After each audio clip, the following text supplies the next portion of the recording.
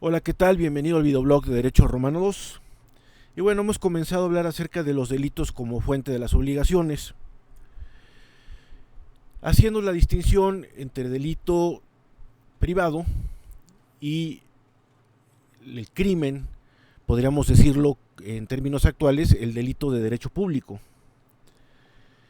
Los crímenes no nos ocupan, como ya lo hemos comentado. Realmente lo que tenemos que profundizar aquí es el delito privado por el tipo de obligaciones que éste ocasiona o que éste tiene como efecto. En general, el delito es un acto sancionado por una pena. Por ello, puede haber coincidencias o analogías con los delitos en el ámbito del derecho penal contemporáneo. Sin embargo, debe de quedar claro que el derecho penal actual, pues discurre en el ámbito del derecho público. El Estado tiene la facultad del ius puniendi, que es la última ratio para sancionar una conducta de carácter ilícita, cuya pena más grave en el caso del derecho positivo mexicano es la privación de la libertad. En el derecho romano, en el caso de los crímenes, ya hemos comentado algo, la pena máxima era precisamente la pena capital. El término capital viene de capita, caput, cabeza.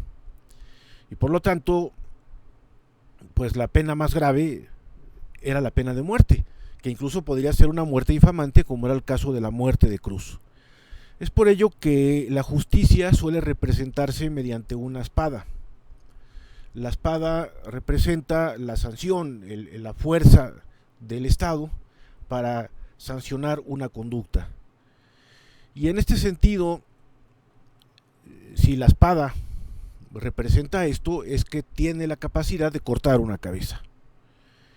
De ahí que la justicia pues recale en este símbolo o bien en la balanza el equilibrio de lo debido y lo dado, la proporcionalidad entre lo debido y lo dado, que era ese concepto de justicia que existía en el pensamiento griego y que está plasmado por Aristóteles en la Ética Nicomaquea. En tal orden de ideas, la representación de Temis, esa diosa que representa la justicia griega, en una mano sostiene justamente las balanzas y en la otra la espada.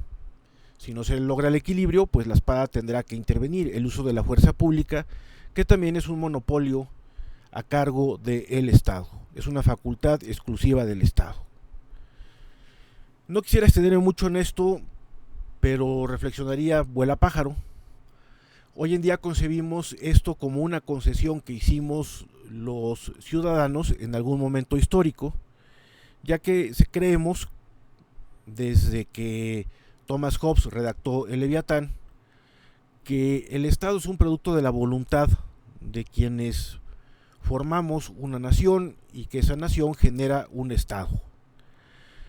Hay filósofos que piensan que es a la inversa, que el Estado es anterior a la nación, que la nación es un concepto subjetivo que ha sido construido por una serie de características en las cuales realmente ningún pensador está totalmente de acuerdo. En cambio, en cuanto al concepto de Estado, sí podemos hablar de que hay una unidad poblacional en un territorio determinado, sometido a un orden jurídico concreto, que a su vez este va a ser vigilado por quien ejerce el poder. Es por eso que teoría del Estado es una asignatura muy importante. Precede a nuestra formación en el derecho constitucional y desde luego por algo también tenemos que estudiar teoría política o ciencia política como una asignatura complementaria en nuestra formación jurídica. Hay quienes conciben el origen del Estado de otra forma que no sea la contractualista, pero como estamos vinculados con quien ejerce el poder a través de la Constitución, y también quien ejerce el poder se encuentra vinculado con nosotros a través del mismo instrumento, pues esta es la tesis que prevalece. No es necesariamente una tesis que empate con la naturaleza humana o con el punto de vista de los griegos. Repito, esta es una tesis que planteó Thomas Hobbes en el siglo XVI, que luego es retomada por John Locke y finalmente encuentra su planteamiento más sólido y que va a preceder de inmediato la primera constitución, que es el de Rousseau. Rousseau de hecho escribe todo un libro que se llama El contrato social, y en tal sentido pues está muy claro que el Estado moderno pues es una especie de contrato social. De hecho, en Rousseau es donde se plantea esa soberanía popular, es decir, que el pueblo es el soberano y que quien ejerce el poder tiene que rendirle cuentas al pueblo. Aunque esto parte de una ficción histórica, pues hoy en día tiene una importancia muy grande, porque nuestra única posibilidad de defensa ante el ejercicio arbitrario del poder es precisamente la legalidad. La legalidad que se funda en la Constitución, y la Constitución que es nuestro mecanismo para podernos defender ante los actos de autoridad que se extralimiten a lo que se encuentra previsto por esta ley fundamental. En el caso del derecho positivo mexicano, pues contamos con el juicio de amparo como un sistema jurisdiccional de defensa de los individuos. Incluso se ha reconocido que también lo es de las personas jurídicas o morales, en la medida en la cual se puedan considerar estas titulares de derechos fundamentales. Yo difiero de que sean titulares de derechos humanos, sin embargo, pues hay doctrina jurisprudencial que difiere de mi punto de vista.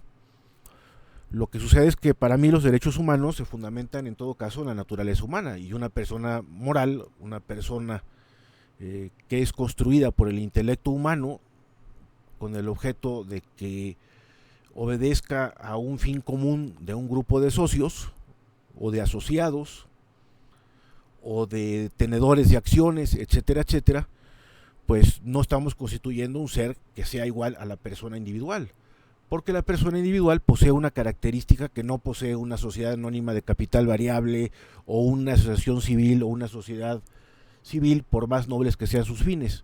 Y me refiero a lo que nos caracteriza como personas, como individuos, que es nuestra dignidad, es decir, el valor intrínseco de toda persona. Bien, he divagado en esto por una razón. De cualquier manera está claro que sí les hemos delegado poderes, o que quien detenta el poder tiene que responder a unos parámetros éticos mínimos, y que desde luego estos parámetros tienen que ser valorados de una perspectiva jurídica. Jurídicamente es lo que estaría plasmado en una constitución. El artículo 39 de nuestra Constitución Política de los Estados Unidos Mexicanos señala que la soberanía nacional reside esencial y originariamente en el pueblo, y que el pueblo posee en todo tiempo el inalienable derecho de modificar la forma de gobierno. Lo que no hay es una norma que vaya de la mano de esto diciendo cómo puede modificar el pueblo esto. Y es que el artículo 39 no se puede leer si no se sigue al siguiente. El 40 dice que es voluntad del pueblo mexicano constituirse como una república democrática, representativa, y pongo puntos suspensivos. Y al hablar de la representación, pues es la forma en la cual el pueblo puede responder a sus anhelos de carácter jurídico. Otra cosa es que no nos sintamos representados por quienes conforman el Congreso de la Unión, o por la jefatura del Estado, o por el presidente de gobierno, que definitivamente serían los poderes que responden al sufragio del ciudadano en México. No es el caso del Poder Judicial. El Poder Judicial será sometido a su propia normatividad, y en todo caso la situación de la Suprema Corte de Justicia de la Nación o de los Tribunales Supremos de los Estados, pues aquí responderá a una intervención del Ejecutivo y del órgano legislativo. A nivel federal, el Ejecutivo propone una terna al Senado de la República. Lo que sí es tener muy presente es que el ejercicio que tiene el Estado del monopolio de la fuerza no puede ser un acto ilimitado, ni siquiera en una situación de guerra. Los parlamentos o los congresos, los organismos legislativos, el poder legislativo in genere, no se puede suspender por motivos de fuerza. Actualmente, sobre pretexto de la pandemia del SARS-2 que provoca el COVID-19, pues las tentaciones totalitarias han salido en muchísimos regímenes. En el caso de Venezuela, pues sabemos que en 1999, que se dio una tragedia por un huracán de grado 5, que era el Mitch, que había golpeado, por ejemplo, un puerto de la relevancia, por ejemplo, aquí en México, de Lázaro Cárdenas, que era el caso del puerto, perdónenme, de Vargas. Pues de ahí Hugo Chávez se afianzó para reelegirse y eventualmente ya contar con un orden constitucional que le garantizase la permanencia en el poder. No es que primero se reeligiera, sino primero consiguió una nueva constitución, con lo cual ya tenía el marco jurídico para su reelección. Lo importante aquí está en que él aprovechó una situación de emergencia para perpetuarse en el poder. Adolfo Hitler había hecho algo parecido, manda incendiar el Parlamento, el Reichstag, Bundestag diríamos, y esto provoca una suspensión de derechos individuales de acuerdo a la Constitución de Weimar de 1919. Ambos actos se han inspirado en la doctrina de Carl Schmitt, que fue el gran rival en el pensamiento constitucional en su momento de Hans Kelsen. Hay quienes han pretendido comparar esto con polémicas como la de Dworkin versus Hart o Rawls contra algún otro pensador, pero creo que fue clave en la forma de ir concibiendo el derecho constitucional como actualmente lo concebimos, la polémica que se dio entre Hans Kelsen y Carl Schmitt. Y era quién debía de defender el orden constitucional. La idea central en el caso de Kelsen es que tenía que ser el poder judicial. Kelsen, a diferencia de Montesquieu, no concibe al poder judicial como una mera función, sino lo concibe como un poder en toda forma, no obstante no ser representativo. En el caso de Carl Schmitt, consideraba que tenía que ser el poder político, ya que este sería más expedito y podría resolver las cosas de una manera más pronta. En realidad, es cierto que Kelsen es un gran juspositivista, pero Schmitt resultó un gran estatalista, un gran promotor del estatalismo. Y hoy en día pues vemos esos riesgos. También en México tenemos una espada de Damocles encima, que es la posibilidad de retocar el artículo 29 constitucional, que tradicionalmente se ha conocido como el de suspensión de garantías individuales y que raya ya prácticamente en la definición de un estado de excepción. El riesgo está en cómo se ejecutaría o si este artículo podría ser modificado. He leído que algunos periodistas comentan, hoy por ejemplo, no recuerdo, un profesor de nuestra universidad había publicado una columna invitada en El Economista, pero no recuerdo el nombre. Lo que sí es que si alguien le puede echar un vistazo al Economista, podrá encontrar ahí que un profesor de nuestro claustro, un colega, pues advierte de este peligro, es decir, de querer tocar el artículo 29 constitucional. Hasta el momento parece que no se salió con la suya el titular del Ejecutivo, con el dominio absoluto del presupuesto de egresos, que es una facultad que nosotros hemos asimilado en el Poder Legislativo, en concreto en la Cámara de Diputados, haciendo analogía con la Constitución de Estados Unidos de América.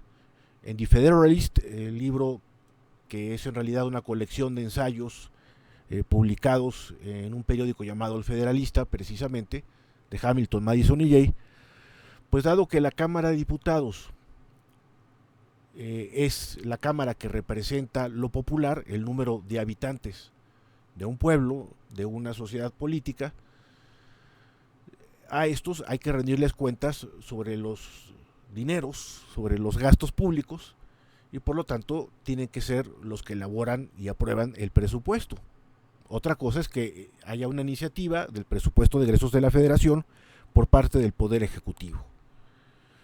Bueno, valga la reflexión sobre el monopolio del uso de la fuerza y la naturaleza del Estado para estar muy pendientes sobre lo que sigue.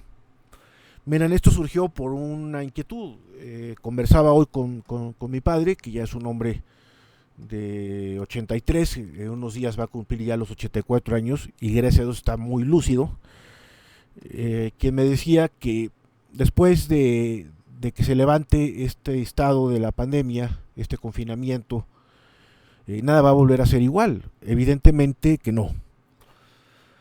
Estamos viendo que se viene una megacrisis económica, ya muchos la están padeciendo. Aquí en la colonia moderna yo he visto que muchos negocios que tuvieron que cerrar por la pandemia, pues incluso ya están en venta o están en renta o se están traspasando. Hablo de changarros, como diría Vicente Fox en su momento. Eh, Son pequeñas empresas, a lo mejor de 2 o 3 personas.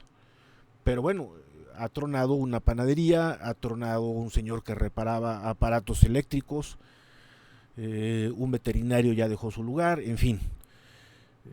Estas son cosas que nos tienen que poner a reflexionar porque evidentemente cuando se paraliza una economía sobre pretexto de un estado de emergencia o de hacer frente a una pandemia, que en nuestro caso el marco jurídico corresponde a la Ley General de Salud, como ya hemos comentado, pues hay que pensar en los efectos de carácter económico que se van a venir.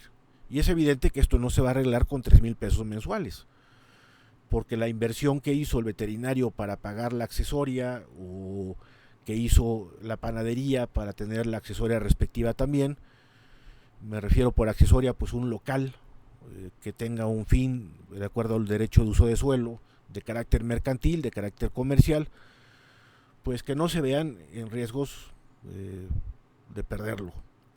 Y evidentemente los gastos que ellos asumieron fueron mucho más que 3,000 pesos una tarjeta de bienestar. Esto no es ya de clientelas políticas y que incluso pues pueden poner en riesgo a quienes se encuentran en el poder, porque evidentemente cuando ya se mete alguien en el bolsillo de otro, pues la continuidad en el ejercicio del poder se va a ver castigada en las siguientes elecciones. Es normal. Decía Maquiavelo que si uno tiene un enemigo, lo mejor que puede hacer es matarle, aniquilarle. ¿Por qué? Porque a los muertos se les llora. Pero en cambio, si uno afecta el patrimonio, pues va a tener un enemigo permanente. Porque evidentemente, si sobrevive a eso, buscará cómo vengarse. No se trata de recomendar aquí los consejos del príncipe, sino que esto nos permite conocer pues la condición humana y cómo son las cosas en cuanto a los actos de carácter público.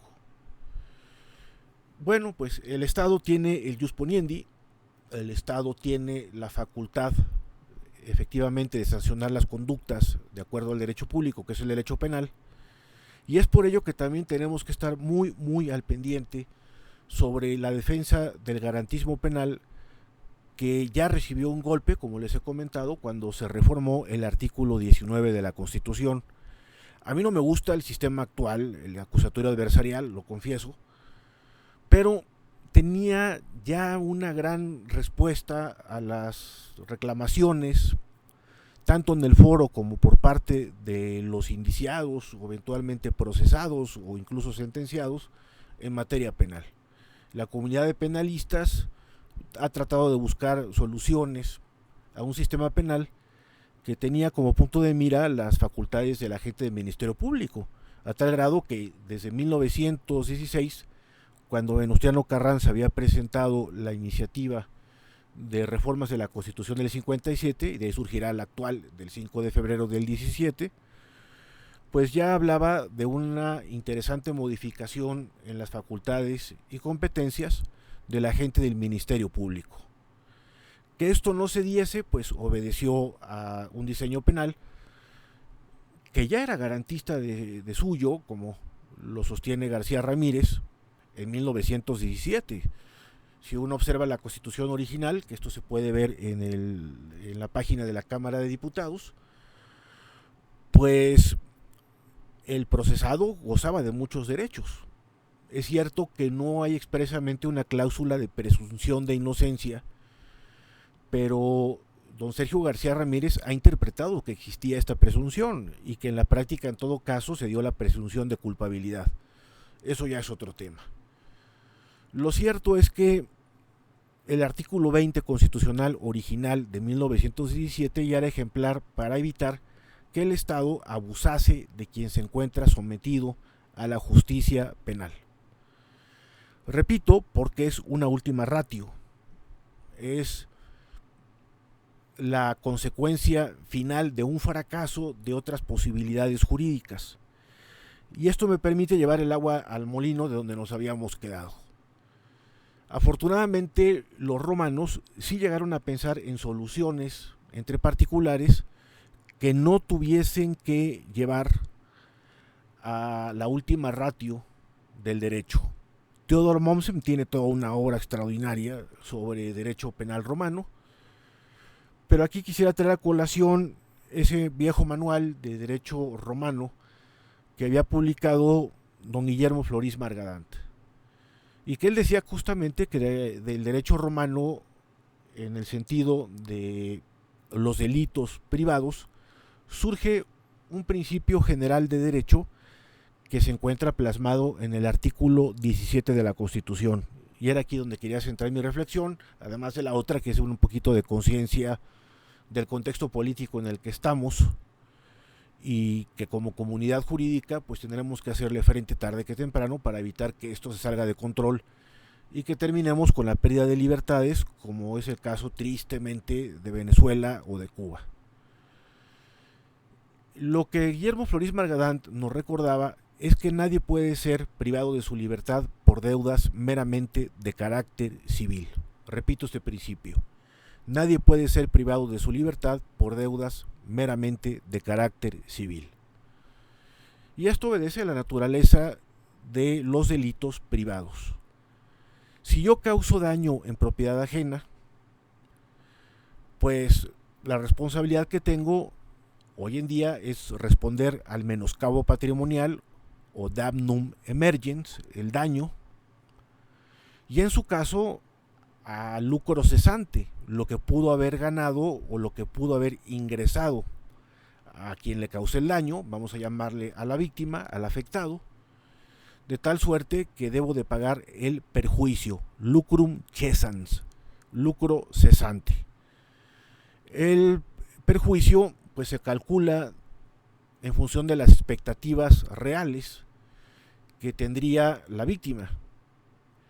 Por ejemplo, si yo incendio la tienda de abarrotes, que desafortunadamente sigue funcionando de aquí de la vuelta, pues evidentemente tendré que responder uno por el daño del local, el daño de la mercancía que estaba ahí, pero también por las expectativas que tenían de ganancia quienes estaban administrando dicha tienda de abarrotes. Eso es el lucrum cessans o lucro cesante. Ambas responsabilidades, daño, lucro cesante, daño emergente, damnum emergens, lucrum cessans, lucro cesante, daños y perjuicios, es lo que llamamos hoy en día indemnización.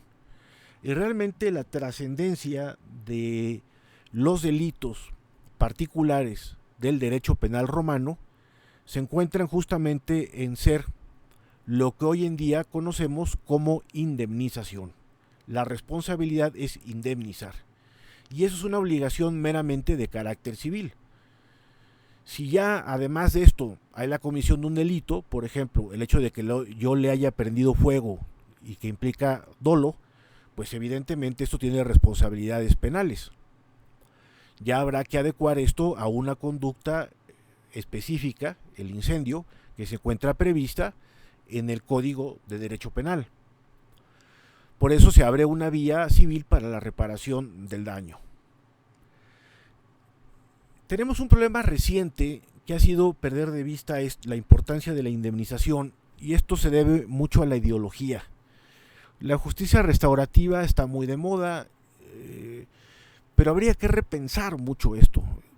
Yo creo que cuando acabe la pesadilla que estamos padeciendo, tanto de que no se pudo implementar adecuadamente el sistema de justicia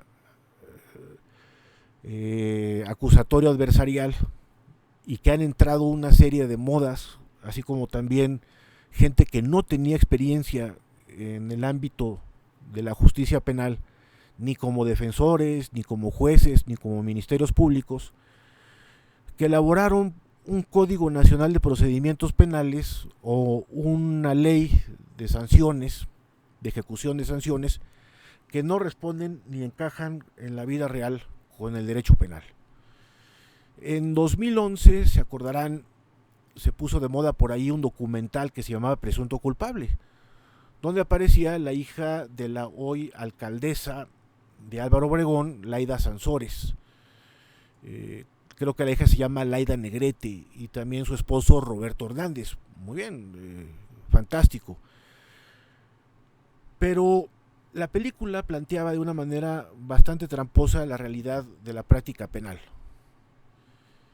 Intentaba concientizar y hacerle publicidad al sistema acusatorio adversarial, sin duda, y posicionar en esto al Centro de Docencia y Estudios Económicos, Centro de Investigación y Docencia, no me acuerdo el nombre del Infelicide, y algunos se acordarán de ustedes, pero lo cierto es que, pues así que pensemos que habían encontrado el santo grial de los problemas penales, pues no. Hay un excesivo garantismo, sí, se le conceden derechos a la víctima que sin embargo violentan el garantismo desde otra perspectiva. Puede haber hasta la reposición de un procedimiento, lo cual puede violentar que a alguna persona se le juzgue 2 veces por el mismo delito. En fin, hay un relajo en este momento en el derecho penal que además, repito, recibió un golpe bajo con la reforma del artículo 19 constitucional, que bueno, a los penalistas los tendrá que tener bastante entretenidos en corregir todos los fiascos que no han funcionado de la reforma del sistema acusatorio adversarial y que además se han visto agravados con el problema del artículo 19. Era una reflexión que no quería dejar pasar, pero que nos quede como el concepto más importante de todos, el término indemnización. Habíamos hablado ya de 2 clases de delitos privados del derecho romano, a saber, el furtum y el robo con violencia o rapiña. Hoy vamos a terminar con el tema de la injuria. Ya después abordaremos otros temas. Disculpen, aquí brincó Kelsen y movió la cámara. Les digo, después ya terminaremos con los otros delitos por ahí. Pero por lo pronto vamos a abordar la injuria. El otro delito que tenemos pendiente es el de daño, pero ese voy a ahondar todavía más porque es el que realmente tiene influjo en la actualidad. Por eso me ha permitido hacer también esta reflexión del derecho contemporáneo y hablar acerca de la indemnización.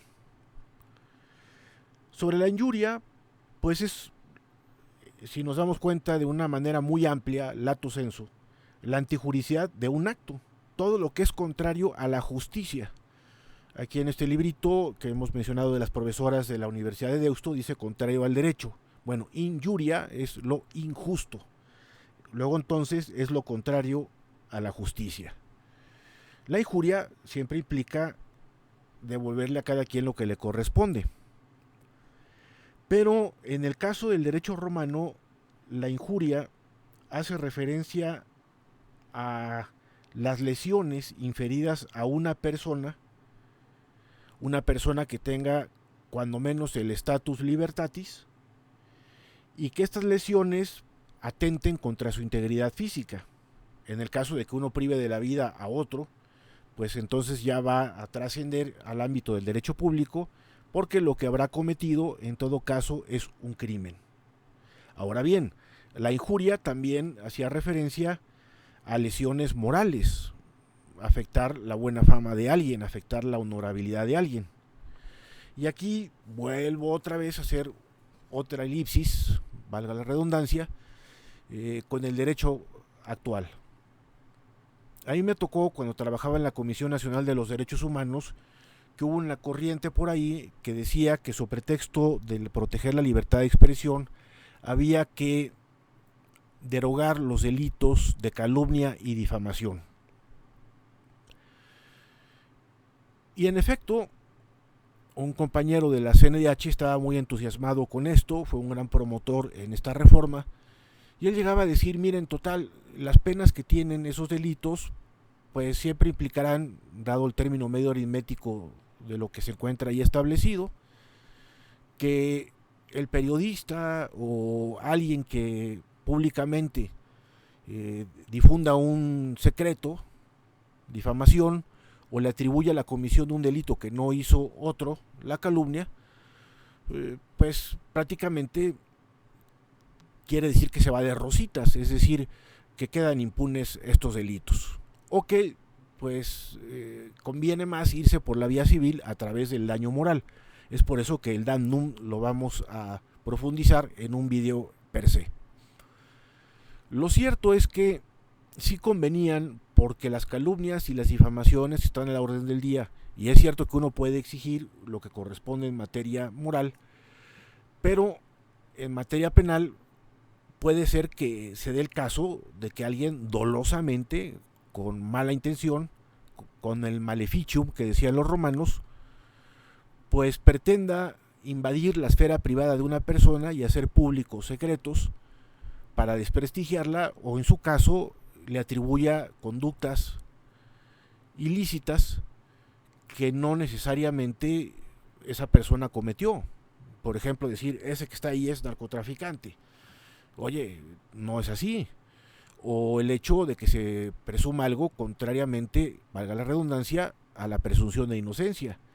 Es por ello que hoy en día vemos que en los medios pues se cubre el rostro de una persona, porque llegó a haber bastantes individuos que fueron afectados por la presunción de culpabilidad, gente que su vida, su fama, pues fueron pisoteadas simple y llanamente porque sus imágenes, sus rostros habían sido expuestos en los medios de comunicación social, sobre todo en el sexenio de Felipe Calderón, que estaba muy de moda exhibir la fuerza del Estado frente a la guerra, como lo había dicho retóricamente de una manera muy infeliz el presidente Calderón, contra el narcotráfico. Muchas veces los términos belicistas no convienen. En España le está saliendo tiro por la culata a Pedro Sánchez, que es el presidente de gobierno, de hablar con un lenguaje belicista contra un virus. Los virus no se matan a balazos ni se matan con militares, ¿no? Pero bueno, estas son de las cosas que nos dan de qué pensar. ¿Cuántas veces el recurso retórico belicista es conveniente o no en tiempos de paz?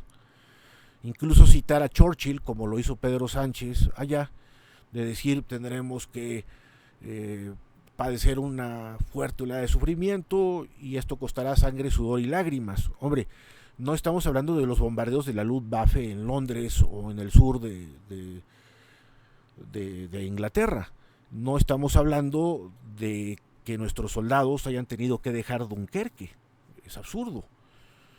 Estamos hablando de un combate sanitario contra una pandemia, y que de ninguna manera el verbo combatir tiene que ser equiparado al derecho de la guerra, que además se circunscribe en un marco jurídico completamente distinto, que son las Convenciones de Ginebra, Derecho Internacional Humanitario de 1949.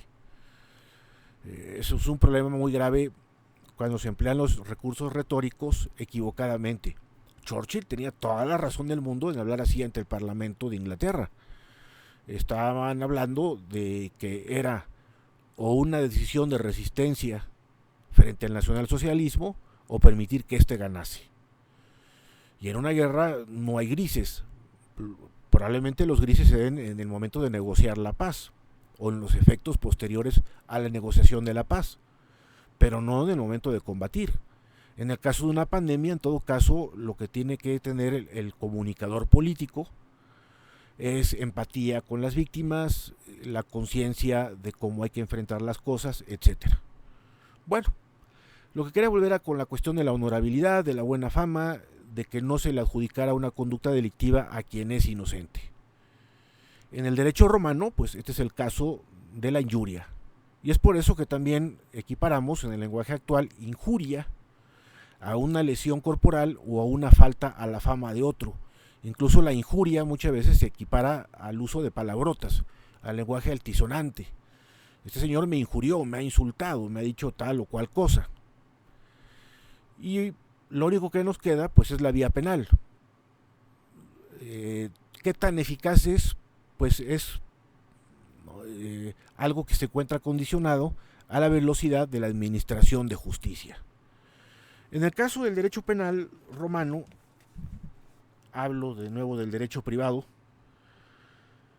pues hablamos de el pago de una especie de multa. En la época clásica se llegaron a determinar montos para responder a esto. Y había toda una actio injuriarium. Actio injuriarium. Esta la pueden encontrar ya en lo que les he pasado de la clasificación de acciones. Es una acción penal in factum, es decir, otorgada por el pretor, y que era intransmisible, es decir, esta no era una acción que se pudiese heredar, ya que era algo in titio personae. A quien se le está atentando es a un individuo en concreto, en su físico, en su integridad corporal o en su fama. Ahora bien, en la actualidad sí que podría pensarse que podríamos nosotros actuar por daño moral en la defensa de un familiar. El fundador de la Falange Española, José Antonio Primo de Rivera, había sido hijo de un dictador, el general Primo de Rivera, de España. Y bueno, él inicia su carrera política precisamente haciendo una apología sobre el buen nombre de su padre. Esto es válido para efectos del derecho civil, pero no para efectos del caso que nos ocupa aquí, que es el derecho penal privado romano, de las acciones que se deben de ejercitar cuando el acto solamente tiene efectos meramente civiles. Y esto, repito, en el ámbito del derecho romano clásico. Posteriormente, ya con el fenómeno codificador, esto se fue concibiendo de una manera muy distinta, porque en el caso del derecho romano los estatus estaban muy claros y por lo tanto el objeto a reparar, valga la expresión, porque en realidad se trata de un sujeto y su honorabilidad o su integridad corporal, pues está claramente determinado. En la actualidad esto es más disperso, porque la honorabilidad pareciera que es un valor que se ha perdido. No es lo mismo hablar del status civitatis o el caso de un sui juris que hablar de alguien en la época actual, donde lo que prima es la igualdad y no las distinciones por estatus. Los franceses, cuando hicieron la Revolución Francesa, lo tenemos muy claro, habían proclamado 3 lemas: la libertad, la igualdad y la fraternidad. Y bueno, la igualdad sobre todo se caracterizaba por ser igualdad ante la ley y por lo tanto ante la administración de justicia. Y esto, aunque tiene todas las bonanzas posibles, implican una dificultad cuando ya se habla de un sujeto en concreto. No es lo mismo que se calumnie a un hombre que a una mujer, y el feminismo trata de reivindicar esto, o que se calumnie a un niño respecto de un adulto, aduciendo que en el caso primero el hombre tiene mayores posibilidades de defenderse, que en la sociedad sobre todo predomina el factor heteropatriarcal, como dicen las feministas 4.0, y en el segundo porque el menor se presume como un inocente y por lo tanto está completamente expuesto a que sea indefenso. Dicho esto, pues sí estamos ante un dilema muy fuerte actualmente, porque si hay una igualdad, no en el caso de lo que tiene que atenderse por equidad en favor de un menor, pues podría aducirse en su caso con las mujeres. Sin embargo, es cierto, como lo podemos palpar en nuestra cotidianidad, pues las mujeres se encuentran en una posición de vulnerabilidad en la sociedad mexicana muy alta. No es aquí igual que en España parece que se quejan de vicio. En el caso de México, pues los riesgos son bastante grandes. Y es por ello que tales delitos pues debieron de haber quedado. Termino la anécdota que les comentaba del compañero de la CNDH que había defendido aquello con mucho entusiasmo. De repente en un libro, no voy a decir el nombre, una periodista hace pedacitos a este colega. Se mete en su vida privada, le atribuye conductas que no encajan con la realidad y él se quedó, bueno, ¿y ahora qué puedo hacer? ¿Cómo reclamo justicia? Y dijo, me da pereza irme a un juicio de carácter civil por daño moral, porque esto va a tardar mucho tiempo. Quizá hubiera convenido, pero probablemente si se hubiese ejercitado la acción penal en contra de esa periodista, pues hubiera puesto un ejemplo de cuáles son los límites de la libertad de expresión sin que esto implique ni autoritarismo, ni totalitarismo, ni imposición del Estado, sino la protección del buen nombre, la protección del honor. En otros regímenes jurídicos existe la llamada querella, que es una especie de denuncia, pero que hace un particular precisamente en la reparación de su buen nombre o en la reparación de su buena fama.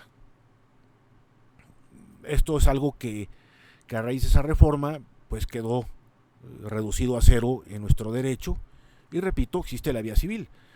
Tan hay contradicción que la justicia restaurativa que busca la reparación del buen nombre pues tal parece que no es suficiente o que incluso a otros considerarán que se va al exceso, se pasa 5 pueblos de lo que ya existía. Bueno, que sirva esta reflexión para pensar en el derecho contemporáneo, porque recuerden, el derecho romano a fin de cuentas se traduce en un sistema, en una estructura intelectual para pensar jurídicamente. Nosotros tenemos que saber razonar jurídicamente. Con esto concluyo el video del día de hoy. Espero que se encuentren bien. Ya saben que les deseo mucha salud. Sigan siendo cuidadosos. Esto no es ningún rumor, no es ninguna conspiración que hayan hecho los reptilianos, sino que estamos padeciendo una pandemia de proporciones inesperadas, definitivamente, que nos han excedido nuestras capacidades en muchas cosas, que a muchos estados, vean lo que está pasando en Manhattan, para no irnos tan lejos, pues vaya que les está afectando de una manera imprevista, que ha rebasado pues las previsiones en cuanto a la atención de terapia intensiva. Hoy leía, bueno, hace ratillo, en Milenio, pues la gravedad de la atención de muchos hospitales que se encuentran desbordados y que hay personas que están peregrinando de un hospital a otro buscando que sus enfermos reciban atención. Ni qué decir de las escenas dantescas que vimos de un hospital en Ecatepec y donde vimos cómo la gente se tropezó con la cruel realidad de la muerte. Bueno, esto nos tiene que dar a pensar por qué hay que ser muy insistentes con las medidas. Más vale pecar de prudentes, como le comentaba a mi papá en la llamada de hace rato. Y bueno, mi papá también me decía, cuídate mucho, y los profesores a veces tenemos algo de paternal, ¿no? Por eso yo he sido insistente desde el vídeo 1 en esto. Ya me tocará otra generación el próximo mes de agosto, pero caray, que terminemos bien este curso y que lo terminemos todos, que nadie se quede atrás. Les mando pues un abrazo y mi mejor deseo para ustedes y sus familias. Hasta la próxima.